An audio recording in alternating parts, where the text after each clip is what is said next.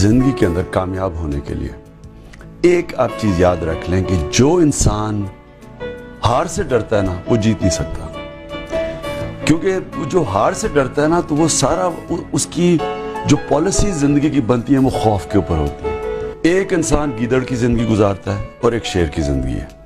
گیدڑ کی زندگی ہوتی ہے خوف کے اوپر، وہ تھوڑا سا بھی کوئی جنگل میں دیکھتا ہے نا وہ ایک دم جھاڑی میں چھپ جاتا ہے۔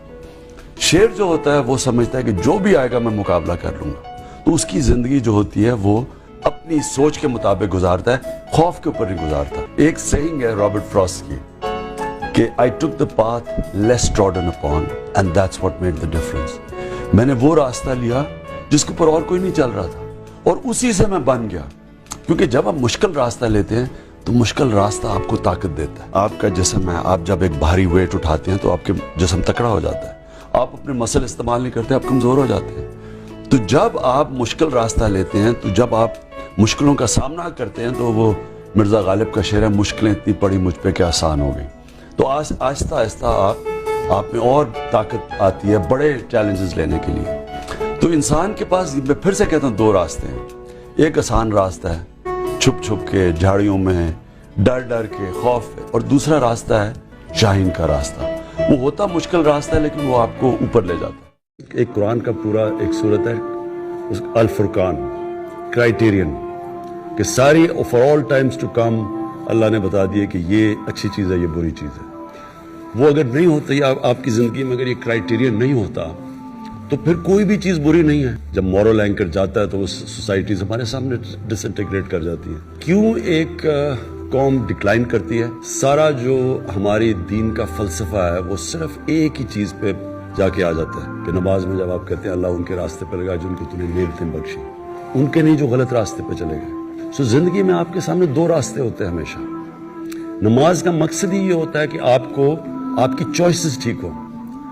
ہر وقت آپ کنفرنٹڈ ہوں گے دو چیزوں سے، ایک لگتا ہے بڑا اچھا راستہ ہے، آسان راستہ ہے، شارٹ کٹ ہے، اس سے پیسے بن جائیں گے لوگ، اور دوسری طرف مشکل راستہ لگتا ہے۔ لیکن وہ جو دوسرا جو مشکل راستہ ہوتا ہے، جس طرح قرآن میں ہے کہ کئی چیزوں کو جن کو تم اپنے لیے اچھا سمجھتے ہو وہ بری ہیں، اور جن کو بری سمجھتے ہو وہ اچھی ہیں۔ اللہ ہمیں کہتا ہے قرآن میں کہ جو ہمارا رول ماڈل ہونا چاہیے وہ نبی صلی اللہ علیہ وسلم۔ وہ کیوں ہیں؟ کیونکہ دنیا کی تاریخ پہ کسی انسان نے وہ اچیو نہ کیا ہے نہ کر سکتا ہے۔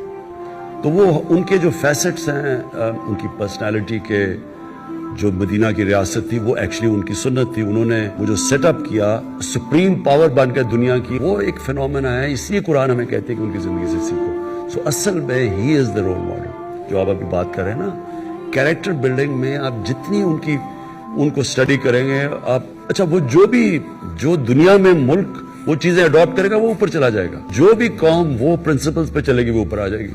ایک چیز کہی گئی کہ دیکھیں پی ٹی آئی کی کوئی فیوچر نہیں ہے، عمران خان کی کوئی فیوچر نہیں ہے۔ عمران خان پہ ہم نے ریڈ لائن لگا دی ہے، لوگوں کو ڈرایا جا رہا ہے کہ جی ہم نے تو اس کو تو مائنس کر دیا، اس کی تو فیوچر ہی نہیں ہے۔ میں سب کے لیے آج ایک پیغام دینا چاہتا ہوں، سوائے اللہ کے اور اس کے بعد یہ جو قوم کے وارث ہیں اللہ کے بعد، وہ پاکستان کی عوام ہے۔ کسی کے اوپر صرف ریڈ لائن پاکستان کی عوام ڈال سکتی ہے اور کوئی نہیں ڈال سکتا۔ اور جو بھی یہ سمجھتا ہے، جس میں بھی یہ تکبر ہے، یہ جو رونت ہے کہ جی ہم نے ریڈ لائن ڈال دی، نہ ان کے اندر عقل ہے، صرف بیوقوف انسان ایسی بات کر سکتے ہیں۔ نہ ان کو سیاست کی سمجھ ہے، نہ انہوں نے تاریخ پڑھی ہوئی ہے، نہ انہوں نے اس ملک کی تاریخ پڑھی ہوئی ہے۔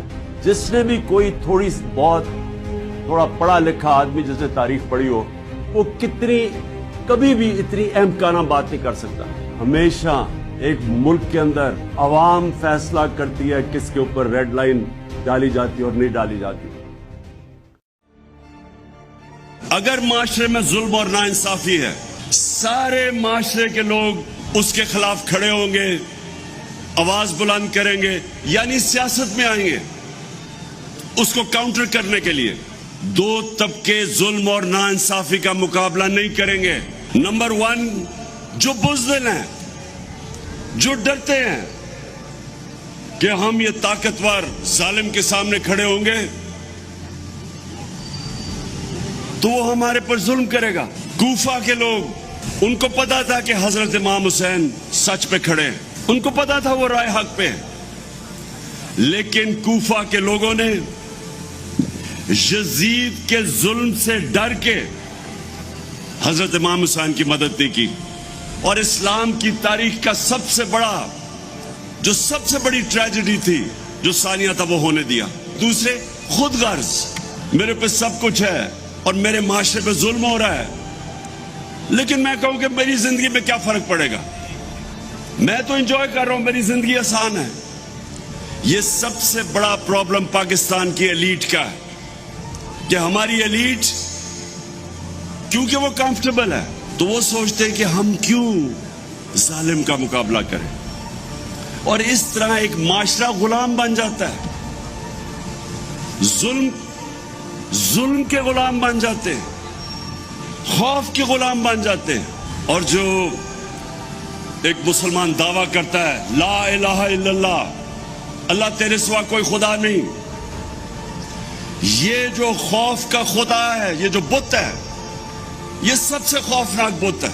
इसके सामने जब एक इंसान झुकता है, मेरी नजर में वो शिर्क करता है।